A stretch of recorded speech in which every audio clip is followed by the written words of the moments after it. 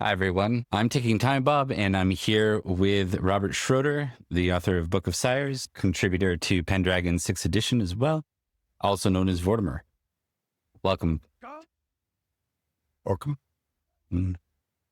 Tonight, we're both Bobs, right? Yep. So the Bobs are going to discuss, and Vortimer here has kindly agreed to help coach me and anyone else who's trying to figure out through running 6th edition.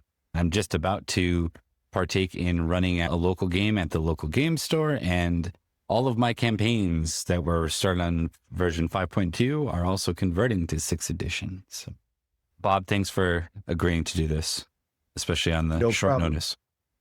Yep. Glad to do it. Indeed. I just hope I do a wonderful job for you. Right? You're graded on a 100-point scale, no pressure. So we know, of course, for those who own the core rule book, we know that the core rule book contains on page 237 the start of converting a character through from a previous Pendragon edition, specifically 5.2, I believe, into 6th edition. It does a pretty good job, to be quite honest, with differentiating between things. Like, I haven't done an actual conversion, but I did a quick mock one, and it seemed like it was really straightforward. But I think as a GM, the character sheet's only a quarter of what we work with, right? Right.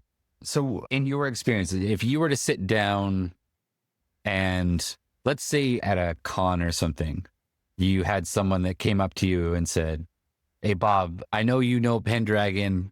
I haven't played since last year and it was 5.2. They want 6th edition. I got to run in an hour." What kind of crash course would you send them to? The easiest question in that is, well, if you can run it as is right at bat, because the skills that are important, stay important. The only thing you want to make sure you've done is in 5.2, they had the cultural meta skills.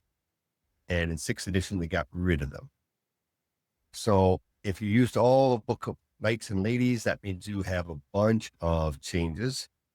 But you're talking about things like Kimry Spear and meta, yep, and music for the Irish and law for the Romans.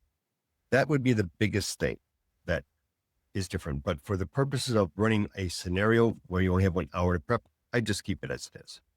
Okay.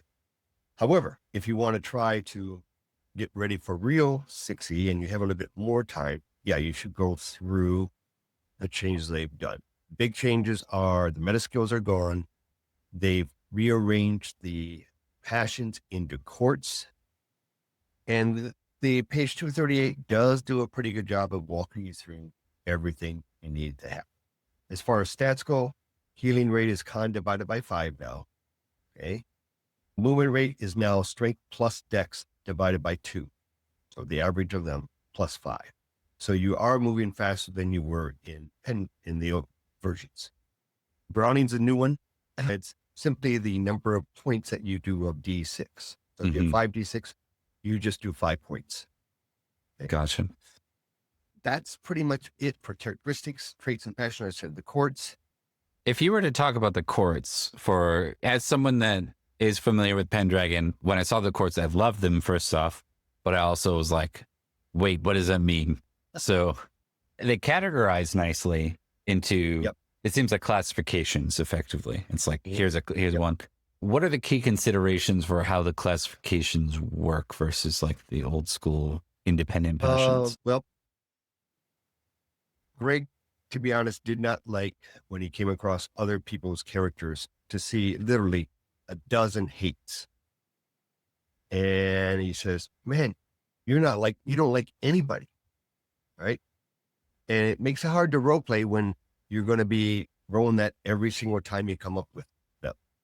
So what they wanted to do in 6th edition is kind of compact it to 1 or 2 traits that were, or passions that are very important to your character. And so they said, we're going to cap each court at 40 points. Okay. So if you got 2 18-point passions, that's 36 points. Your next the most you can have is 4 more points in a 3rd passion. And if they go up, that 4.1 probably is going to go down. The question is then what happens if you go over 20? Well, remember the new way we write things in 6th edition is you write 20, and then the minute you go to 21, it's 20 plus 1. So you have a critical bonus. The critical bonus itself does not count against your total. Gotcha. So okay, so if I had a 32, that only 20 of that counts against the 40. Okay. Interesting. Yes. Okay. Yep. So you can have some very powerful passions. It's just that the number of them are going to be limited to 2, because you have 2 at 20, that's your 40 points. Some people didn't like 40 points, but if in play, it does make the idea of focusing your character on a few things rather than everything at once. They added love and God, become that 5.2 thing becomes devotion. Pretty much the same thing though. If you had a aspiration in the old one, in the 6th edition, you may not qualify. It's just that at that point, you just make them have the minimums required to keep that aspiration. They're not going to take it away from you. Because if you had it in 5.2, they want it to continue. That makes sense. Yep. So there was something you mentioned there. I'm trying to remember what it was. Oh, maybe, I guess that's more of a trade question. I'll put a pause on that until we get to trades. Okay. That's pretty much it. So I was going to go into skills next, but traits would be a good place to go to as well. So okay, why don't we go to traits next? Okay. What are the key considerations here? I know to start, maybe we'll point out that this edition brings back the option to roll your characters rather than Yeah, you could randomize it. That's the 2 ways: it's constructed build or randomize. Random has its own good things, but also bad things. You can end up with a character that is very hard to play because of the way you roll down the traits. There is a bonus of 6 points if you use that to try to fix it, but still 6 points may not be enough. Right. Let's see. It's the same pretty much as 5.2. The only thing is the trait worldly has now become, worldly the same. Let's see, spiritual. Yes, I gotta look at character sheet. Oh, right. So that did change, didn't it? Yeah, worldly stayed the same, but the other side is now spiritual. Yeah. Rather than pious, pious was rather than pious. Yeah. That was it. Yeah. I've been doing 6E so much I've forgotten. Well, 5.2 actually did have spiritual as well. You're right. It is. Yeah. I just looked at 5.2. Okay. Earlier, it was pious. Yes, it was. If you're using Great Pendragon campaign, it will refer to pious as well as some earlier supplements. Directed traits, that was going to be my ask. Because when I first ran into those, I think it might have been Book of Sires. Maybe it was the first time I saw it.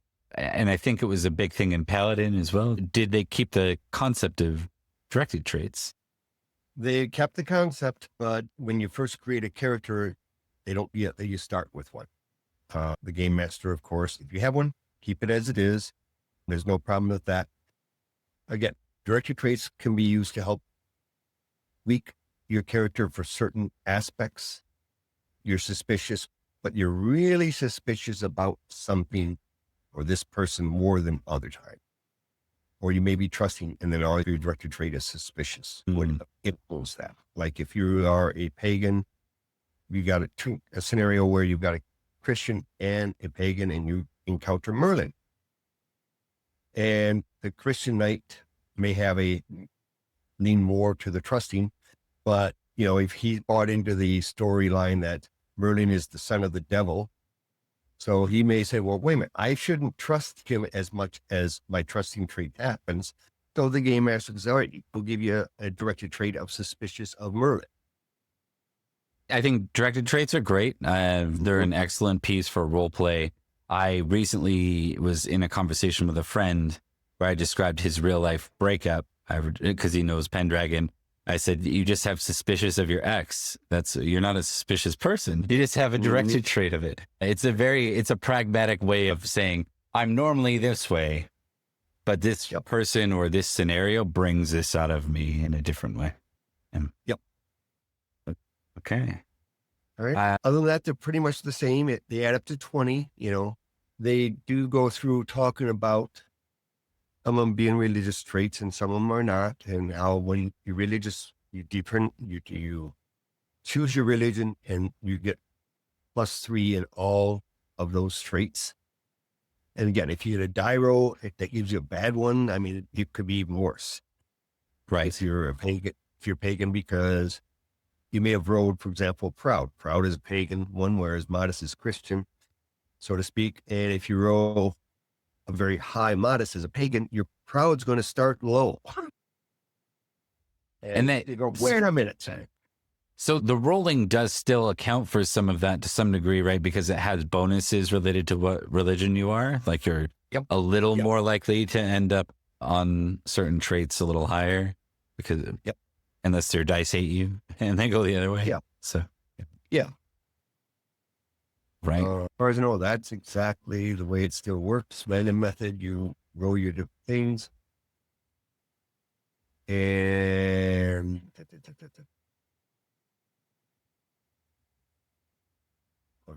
family curious stuff, dude. If you were to give you add +3 to the end when you enter. So you add the +3 regardless. All right. And then, I did want to move past character creation, but I think it's still important to go through the differences of character creation. So one of the key things when you're building your character is after you've created your character, you end up as a squire, not as a full knight. And then you work through a series of upgrades, like almost like the yearly upgrades to determine what you look like by the time you're 21. And it's possible by the time you're 21, you haven't quite hit the thresholds to become a knight. It's possible, but if you use construction method, chances are you'll make it every time. If you roll randomly, might be possible, but again, I have yet to really see an example where that you can't become a knight. The only reason I thought it might be more common is I actually saw on Glass Cannon Network's use of it. They actually had a squire. Everyone else started as a knight and one player started as a squire. So, far be it from me to criticize another GM, especially one who's doing it for a broadcast. But after you create your character at 14, right? As you said, we go through 7 years of squiredom until you reach 21, at which point you're usually knighted. He ran them through 1 year of skill increases, gave him 1 year of a trait increase, and 1 year of a passion increase. So he ran him through like 3 years of the 7 years. Gotcha. Okay. So they started out a little weaker. To be fair, I ran an open game of this for someone who's trying to convert to it, and I skipped the whole squire thing, the whole knight thing on accident. So I was like, man, these characters really start low in this edition. Nope, that was just my mistake. So outside of character creation, we get what's published so far. We get from the starter set, the module, and then the Game Master Handbook. Now, my understanding is the Game Master Handbook has quite a bit of what you need to get going, including an adventure in it. But it also has the feast cards. Is that correct? They do have the PDF of the feast cards. They're not actually in the book. I took the time to print them out double-sided on cardstock. They're 9 up on a page, and then I did a bunch of cutting. And they work very well as a deck. Yeah. They're about that thick, so it's basically a plain card-size deck. Very cool. You don't know if they have I would say they probably don't have all the flavor of the 5th edition one, but I've been told that there will be occasional additional cards released. Like little additional bonuses that might be linked to other things. Yep. I see what they're doing there. So if you want to do it that way, and if it is true, this will be the base set. And then we'll say hypothetically, and I don't know for sure.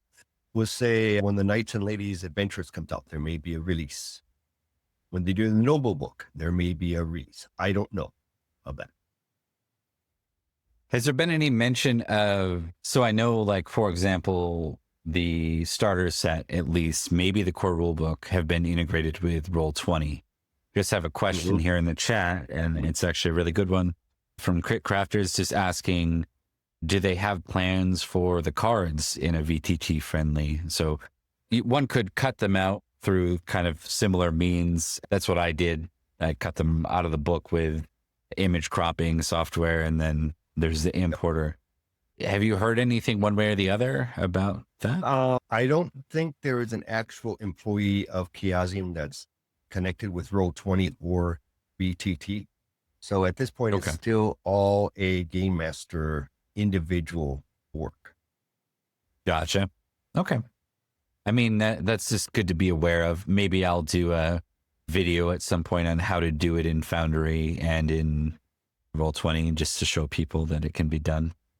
But I'm not going to do the whole deck for both. That would be annoying. So, or you'd be everybody's best friend, right? Yeah. Especially if you shared it. Took me a long time to do it in Roll20. So for the old Book of Feasts. What else? So what else? So obviously feasts are, can be a GM's best friend out of the Game Master Handbook. From what you remember of the 5.2 edition, because you've been playing 6 for a while, what are the big differences out of the 6th edition feast versus the 5.2?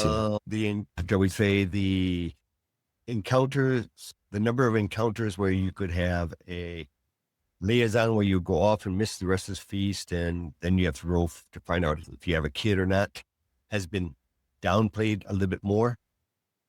Gotcha. Because feasts they didn't really make the difference or the comparison, like, because my camera got hit, of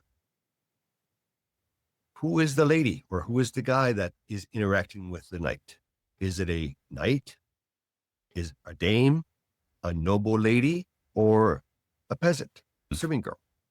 Depending on who that person is, they may be more willing to, we say, go with you. If you're a lady, I'm sorry, you have to have a reputation to obtain or to maintain. You can't afford to have a kid out of wedlock because it would destroy your family's value. Gotcha. And potential future alliances, things like that.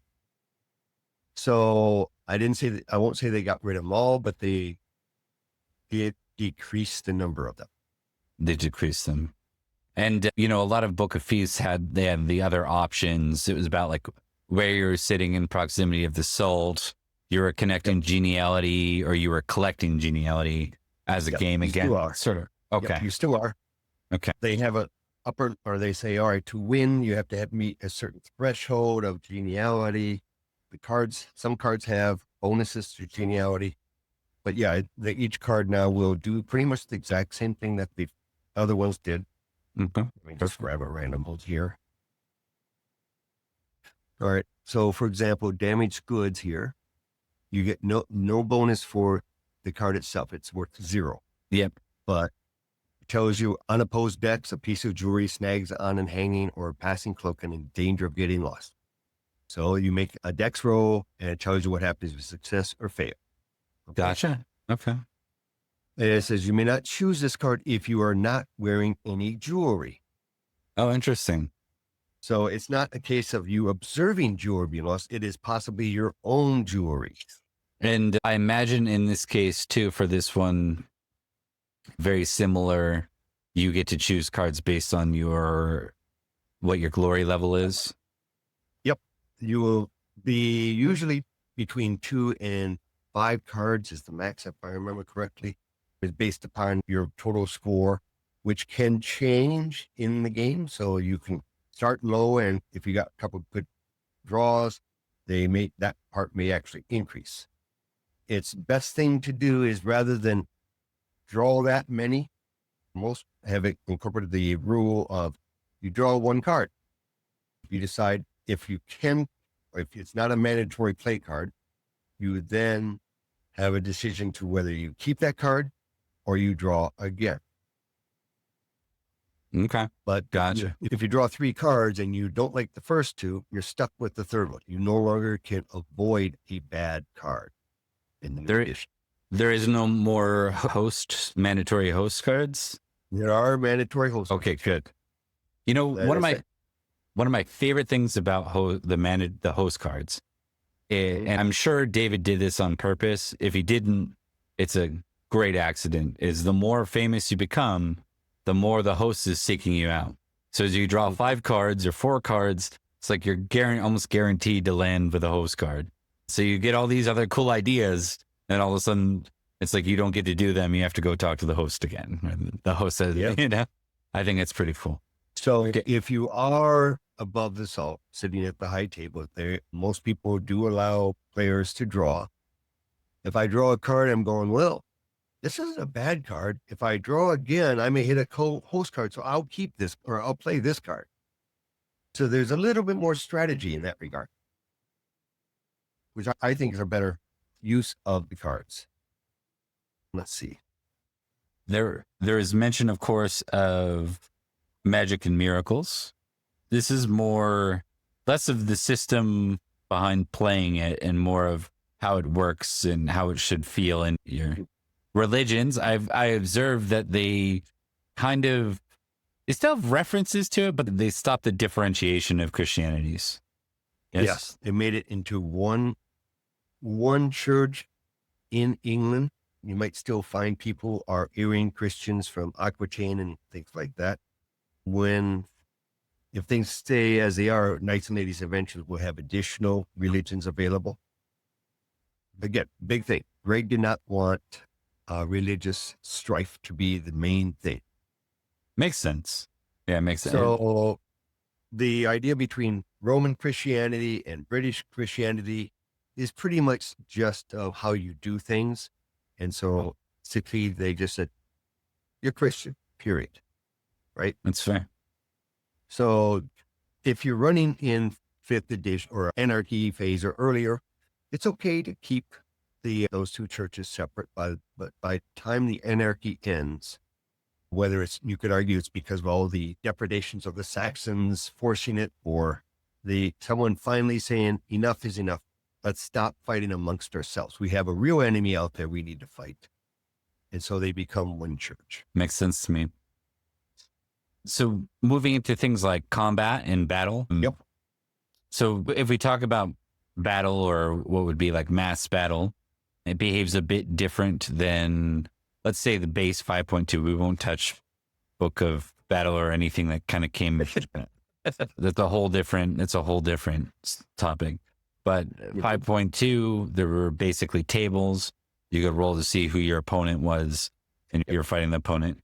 Now it's a bit more of a, I guess the question is the battle system almost identical to what you get out of the starter set, where you're kind of choosing your opponent potentially, if you have the option to, where you get to decide whether you're committing valorously or prudently to how many exchanges you're going to have with them? If you're just a knight, nothing in the Game Master Handbook is going to change it. If what the Game Master did, or that portion that is to help you set up non-scripted battles, you can roll to find out what the size of the battle is. You can find out the intensity of that battle. If by chance one of the players becomes a commander of one of the bigger than convoy of the battle, you can actually help figure out how to win the battle or thus. It's pretty much the same things as before, but as if you're one of the leaders, you have some additional options that knights don't have. And it also tells you at the end how to determine who won the battle. All right. That's good to know. Kind of dealing with combat, which can be outside of mass battles. It can be little exchanges. What I observed from 6th edition is they went a little more granular this time through with the combat maneuvers than You talk about like, charge or defend, the posturing. Yeah, they wanted to focus on, rather than the big scale where you were basically kind of just moving pieces on a map, to now, what is your character doing in this battle?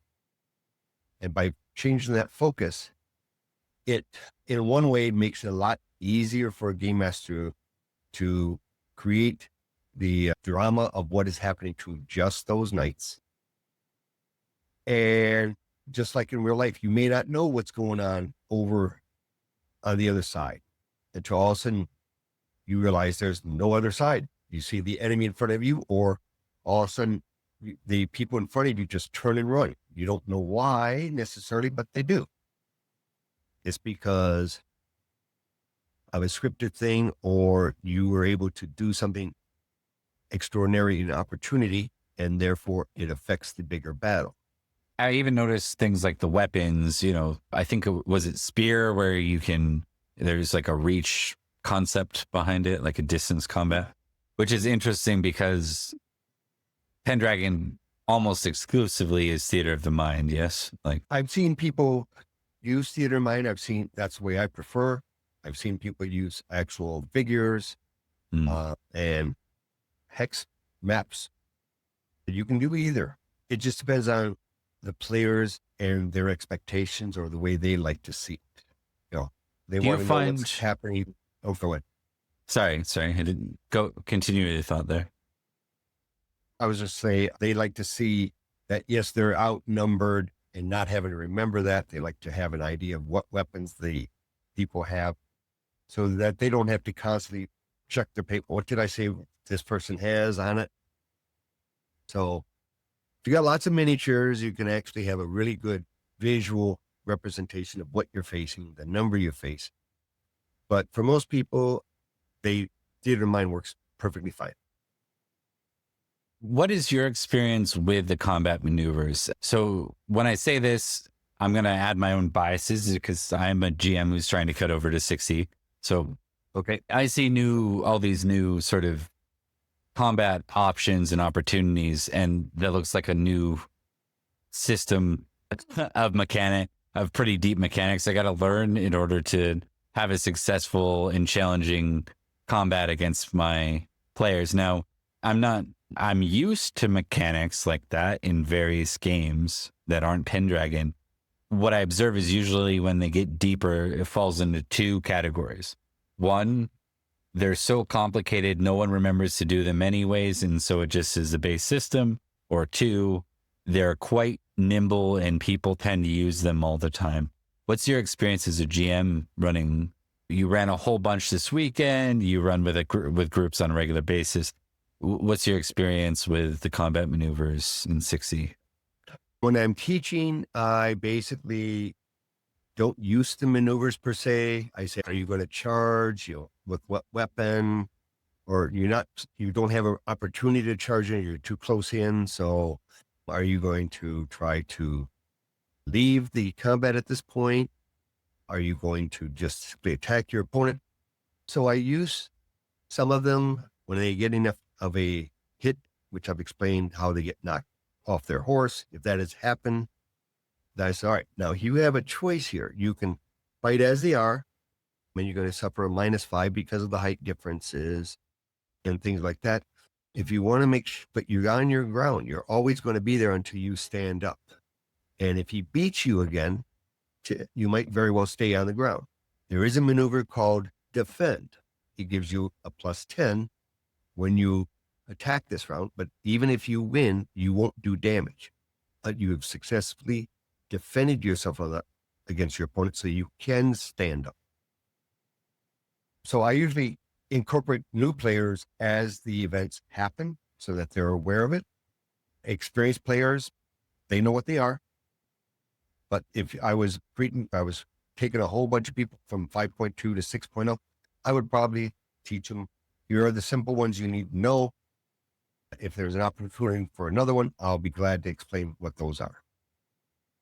Do you know if so what I've observed in systems, thinking of like Legend of the Five Rings is one where I played through multiple editions and it got a little more complex each time, each edition. Is there, what helped with system conversions like that for me were always like GM cheat sheets, GM screens that touch on, especially combat maneuvers. Like if there's anything with that, do you know of anything that's either formally or informally published today?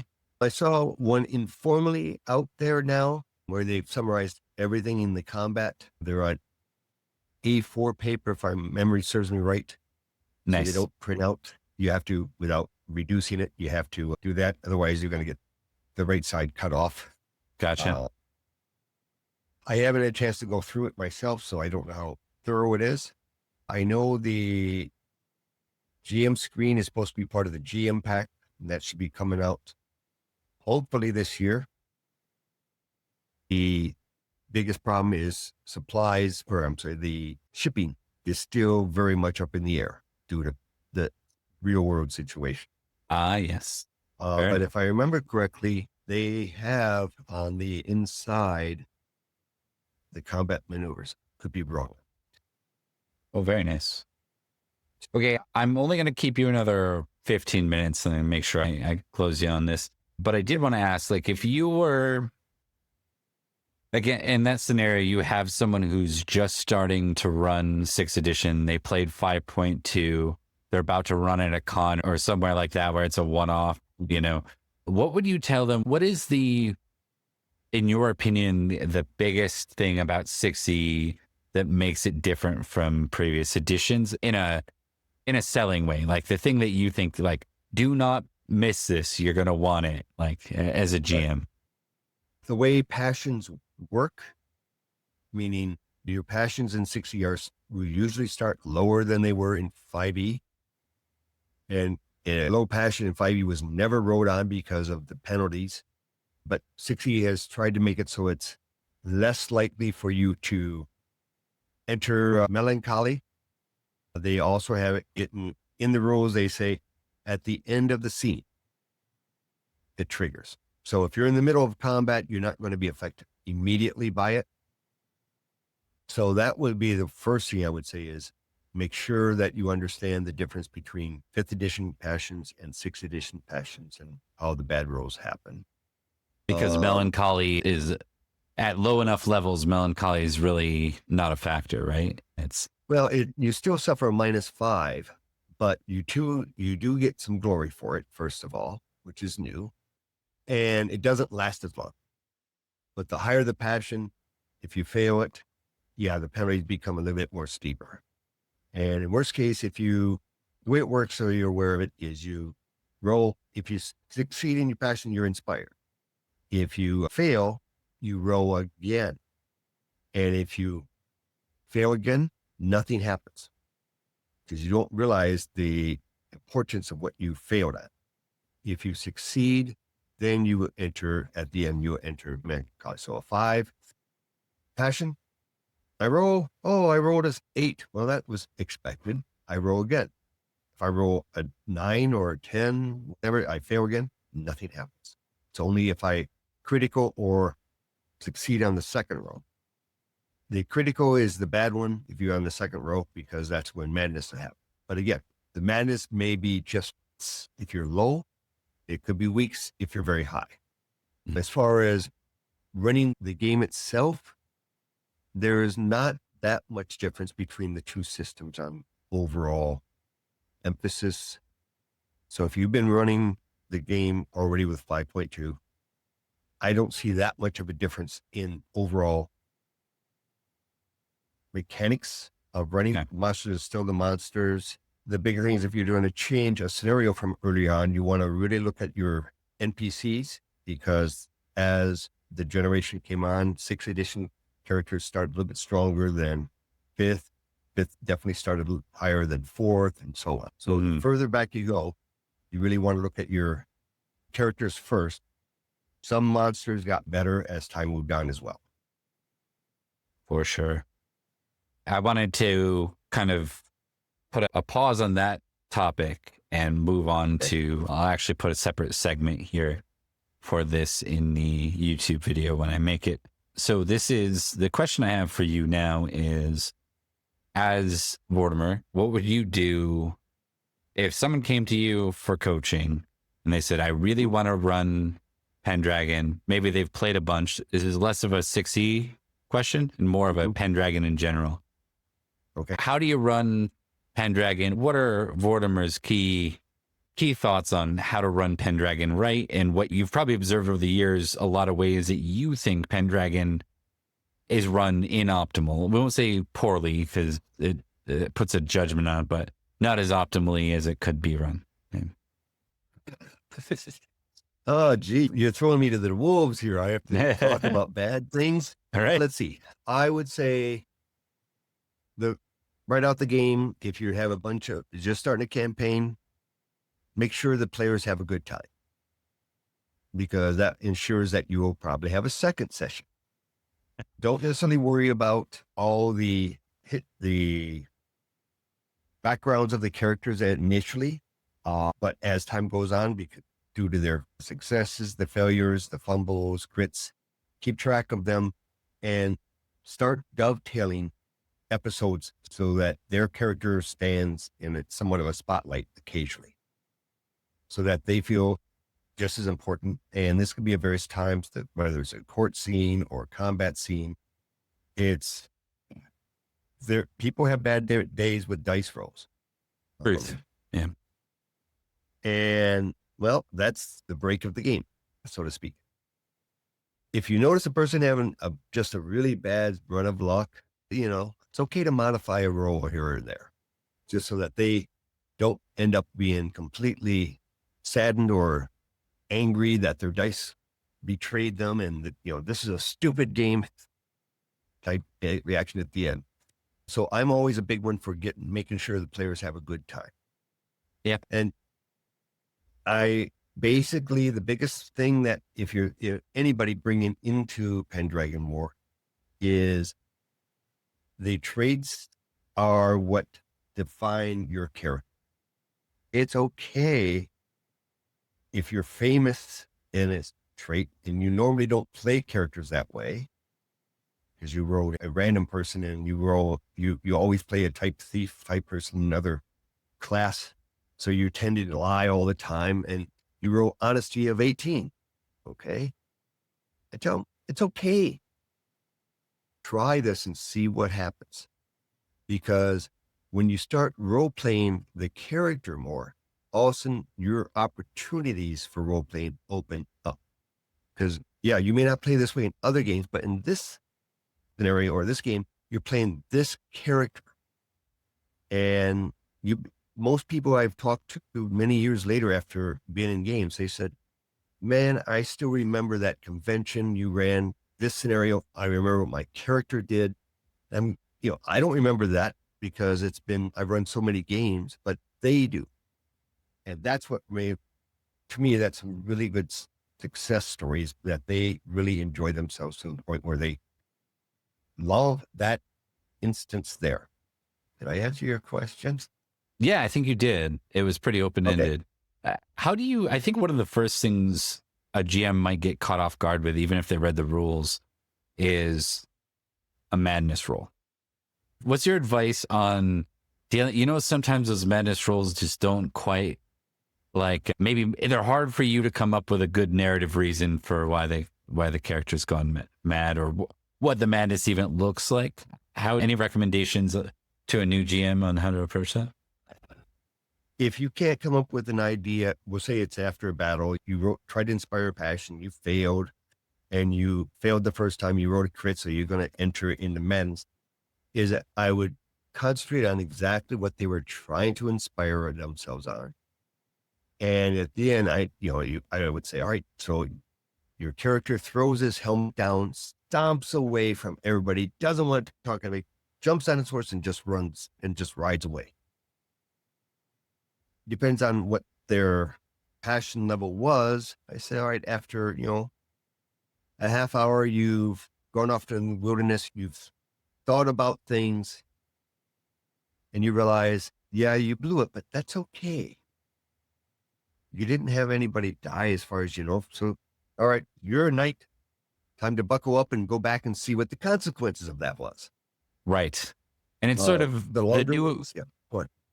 the new addition, by making it at the end of the event, makes for those less awkward things where the knight just rides off in the middle, abandons posts in the middle of a battle, and then you have to try and justify why they aren't a traitor, things like that. Or okay, that makes sense. Yeah, that's the part I like. And if that's not the rules, but it is, but if it wasn't, I'd say, well, that's Bob's house rule. Okay. Because I want the characters to enjoy themselves, but I want them to understand that, yeah, this is a possibility. Lancelot and some of the other characters in the romances did suffer from madness occasionally. You know? It's part of the romances. You segued really well into kind of the last question I wanted to ask you. You said Bob's house rule. Well, that's exactly what I'm after. What would be, now you've played many editions. Do you go all the way? You go all the way back to first, right? So I own the first edition. I saw it at that point. I was involved with other campaigns, so I didn't really start it.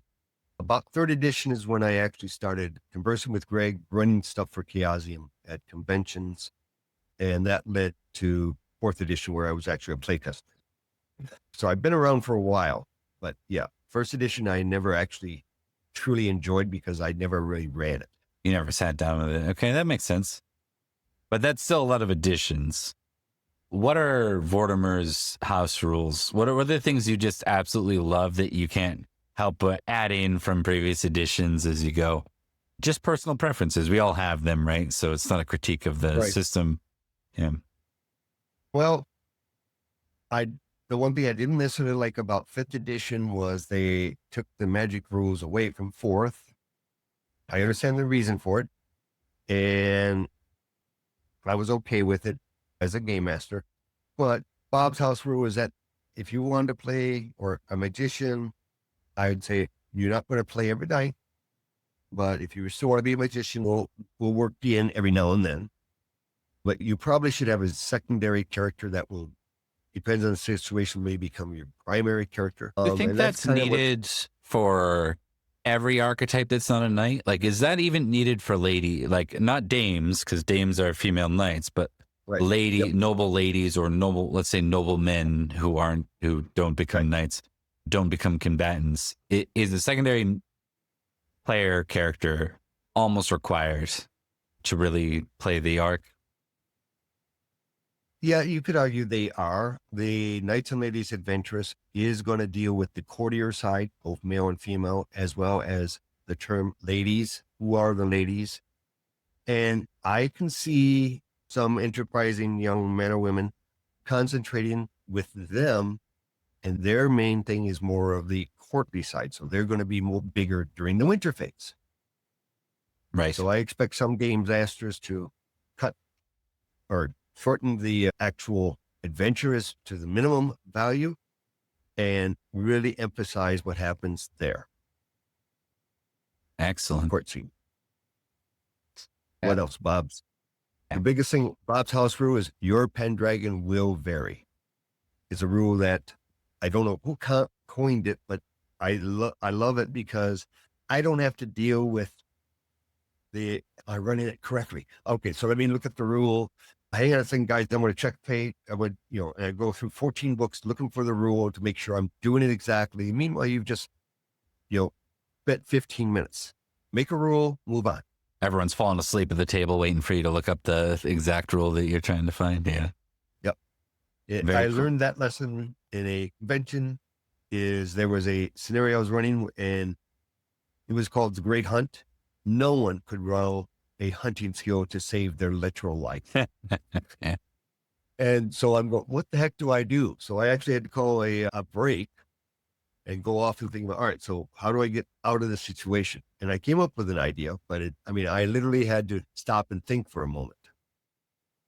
So it taught me that I got so caught up with the minutia of trying to make sure I'm following the scenario correctly that I, in a way, broke the fourth wall. I had to stop and break everybody's focus on it. to get myself back on board. So that was a big lesson for me.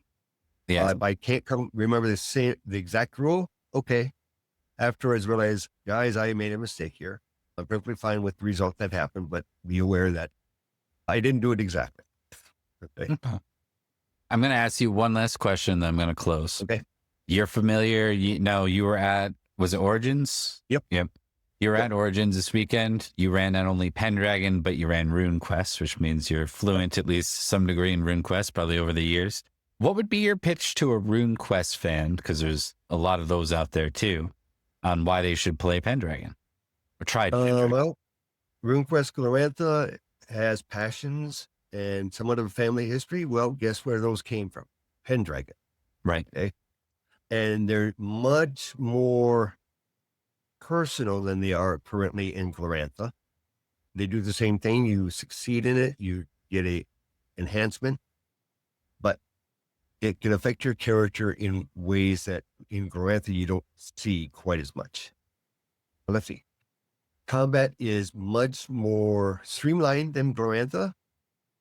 It is still possible to die, but usually one-shotted doesn't happen as much.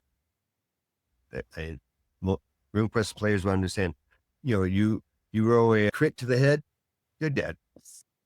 Because most people can't survive a critical because they don't allow armor with criticals. Right. So it's very important. You need to do other things. I have played RuneQuest for many years. I started with RuneQuest first edition through all the editions, including the time it wasn't at Chaosium, it was at Avalon Hill. I like various parts of every edition they put out.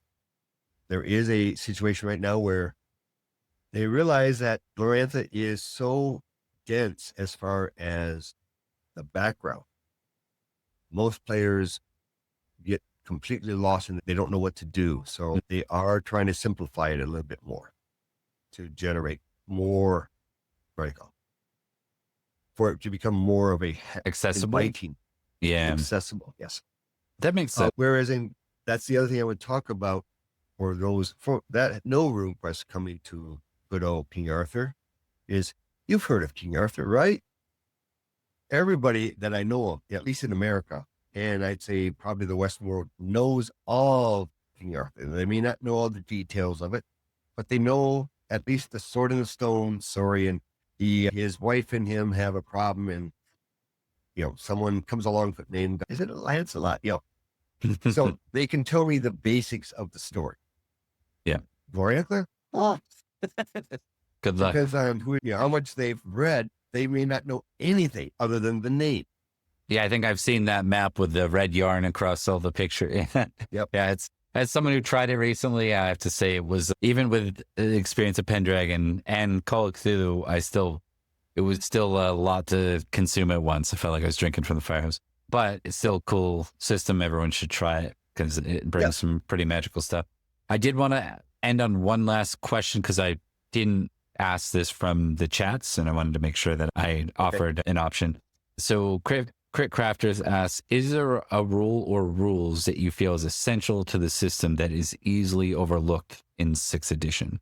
So something like that's right there for people to see, but you find that people often kind of oopsie, forget it, or, maybe don't see it and you think it's pretty pivotal, it sounds like, to the game. Yeah. The only thing I can think of right offhand is usually in combat, they may miss a maneuver or two because they didn't realize it was an option for them. And that would be the biggest thing. You mentioned it was the new system is a little more granular. How do I incorporate all those maneuvers?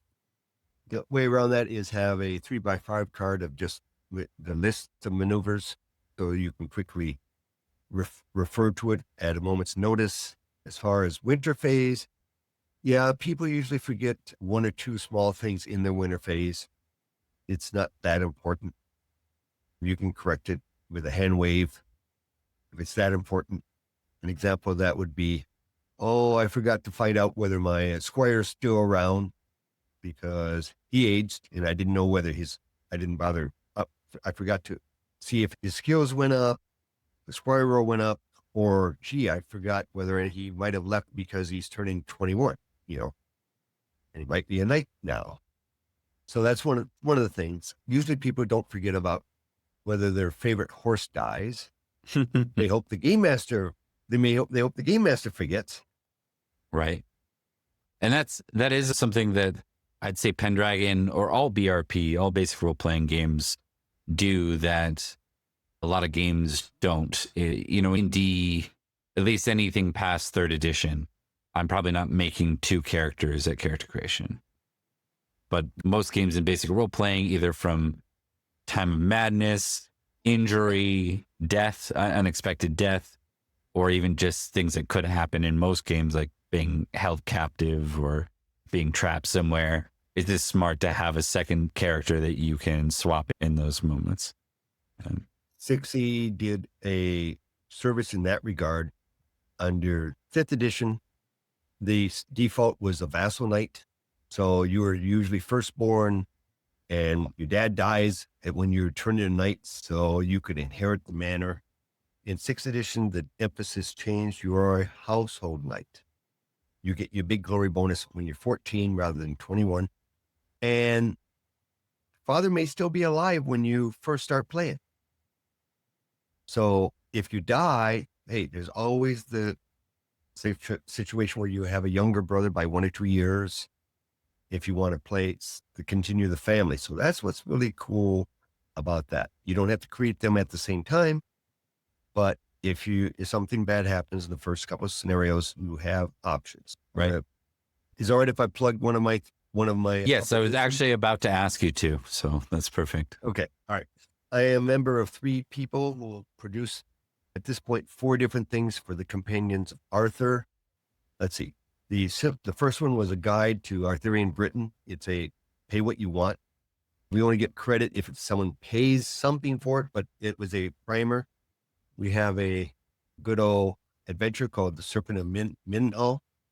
We have a secret society called the Knights of the Hounds with a very interesting background. So for game masters, that's a very good thing. The big one I was going to promote more than anything was Heirs and Spares. It's an 80-page primer. It takes every one of the background or one of the pre-generated knights from the starter set, gives them a complete background year by year, similar to what Sires does. And we talk about how to create an heir, how to create a spare, what they mean by that. Because an heir may be heir of the body or heir of the character's arc. When you sit down and create characters, you can ask the players, well, what type of knight do you want to be? And if they really want that, again, it's hard if you die in that first adventure for you to complete that arc. So we go into talking about who could pick up that arc for that type of character. Very cool. We actually give you 9 new characters and 3 additional ones. So you get like 12 characters with this as well. They are actually double-sided character sheets. And David Larkins actually needed a lady for one of his campaigns, and he realized that we had done the background on Lady Mercades, which is one of the ladies that one of the Brigens has an adoration for. We gave her a complete background, gave her a story. And he says, I'm using her. So perfect. Yeah. So, if you want to get involved and all you have is a starter set, that's a great thing to pick up as well, because we've done a lot. We give over 50 seeds of plot devices, what you can do with these characters, with the original 8 plus all these. So if you're running like a drop-in style game or something like that, Heirs and Spares would be handy on top of the starter set as far as pre-generated characters. Yep. Yeah. And even if you don't use them as player characters, that's a whole bunch of NPCs that you can work in. Yep. Very cool. And that's one of the biggest problems with most new game masters is, well, who do I choose? I'm afraid to bring in Kay or Gawain or like that, because what happens if they get killed? Right. Right. So here's some additional players that are characters that you can work into your stories, and without fear if they die. And I guess one of the things I'm going to close with here is Game Master advice. It's okay if someone dies. It's okay if Lancelot dies. Might throw a branch in that works for the Game Master, but it'll survive. Okay. And so don't worry about changing canon. There are two characters that you can't mess with, and that's Arthur and Guinevere. Okay. Even Mordred can be changed out. But it's less of a problem is no matter what's going on with the background of the Grand Pendragon campaign or what Arthur's doing, the Game Master doesn't even have to really follow that. They have full blessing to run their own little part of the world and measure how do you measure up as compared to other Arthurian knights. On that, I will shout out that Peter Corliss did a TTRPG talk with me where he fleshes out what he did with Dalriada, which stretches across Ireland and Scotland. If you want a long, detailed explanation of how to take Pendragon in a different direction, that's a pretty good one. There's lots of other ones, but he actually tells you in a presentation style way what he did and how he's doing it. Yep. I've already listened to it. So yes, I thought it was pretty good. Yeah. Thank you, Vortimer, very much for your time here. No problem. Yeah, no problem. I'm glad you got to Heirs and Spares. I don't think I understood when we did TTRPG talks. That was a Companions of Arthur thing. So when I realized that later, I'm like, oh, I got to get that right. So I'm glad we went back and did that. If anyone has any questions, this will be up on YouTube. Feel free to ask in the comments and we'll do our best to answer your questions. Also, feel free to join the Pendragon Discord. There's so many helpful people in there. All right. Yeah. Thanks for your time. Yeah, Jeff. All right. I'll let you go. Go ahead. Go ahead. Oh, shout out. All right. Well, all three authors are big contributors to that Discord channel. We are always open for questions, and Veli will be the one that answers most of them, or I should say Maureen. But Jeff will chime in whenever there's a question on Arthurian information, questions on gaming. If I will answer if Maureen has already not gotten to it, because he's usually on more often than I am. Yes. They were super helpful. For questions. You were super helpful when I was learning to GM. I learned to GM through these actual plays that I was running and a little bit of watching Eric Fulgaris' stream before me. So, but anyways, thanks again for your time, and I'll go ahead and wrap it up here. No problem.